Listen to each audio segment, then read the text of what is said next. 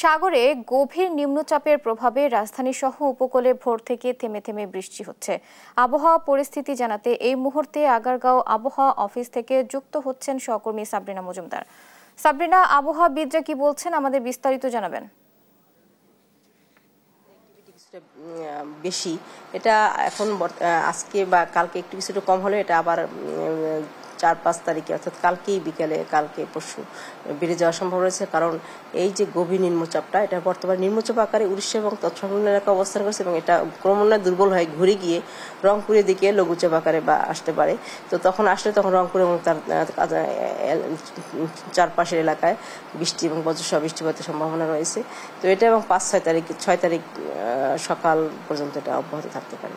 তো এরপরেও বৃষ্টিপাত হতে পারে, কিন্তু সেটা হালকা থেকে মাঝারি ধরনের, কোথাও কোথাও ভারী বৃষ্টিপাত হতে পারে এবং এটা 8 থেকে 10 দিন, এবং সেটা হবে মৌসুমী বিদায় নেওয়ার কারণে যে তার আগে একটা বৃষ্টিপাত দেয়, সেই বৃষ্টিপাত না, কোনো ঝড় বা জলোচ্ছ্বাস এই ধরনের কোনো পূর্বাভাস আমাদের আপাতত নাই।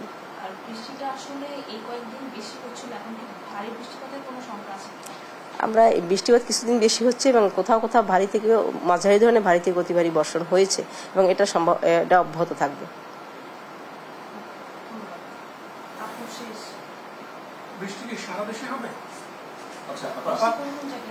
আচ্ছা, এটা সারা দেশেই কোথাও কোথাও।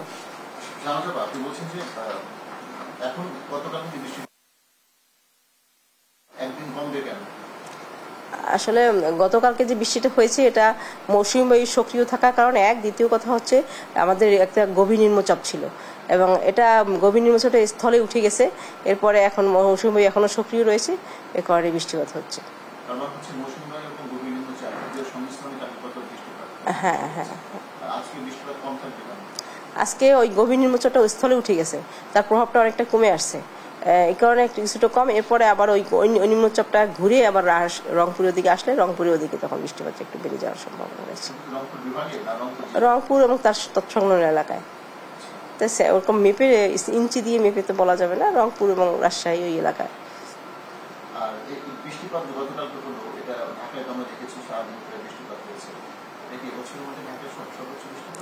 না, গতকালকে বৃষ্টিপাত আসলে সর্বোচ্চ ছিল না, সর্বোচ্চ ছিল 30শে সেপ্টেম্বর। ঢাকায় সর্বোচ্চ বৃষ্টিপাত 206 মিলিমিটার রেকর্ড করা হয়েছে এবং ওটা ছিল ঢাকা শহরের এবছরের সর্বোচ্চ বৃষ্টিপাত।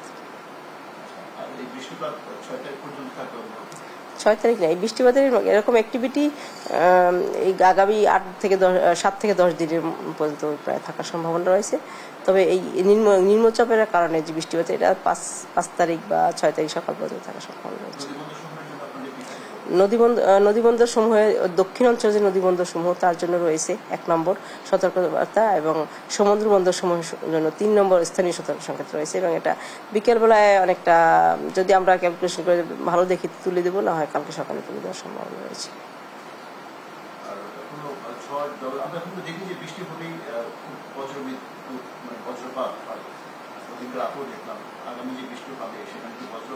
হ্যাঁ, আমরা বৃষ্টিপাতের সাথে বজ্রসহ বৃষ্টি বলে থাকি। বৃষ্টি না, সেরকম যে ঝড় যেটাকে বলে সেরকম কোনো আশঙ্কা নাই। তো বৃষ্টির সাথে যখন বজ্রসহ বৃষ্টি হয় তখন কিছু বাতাস থাকে।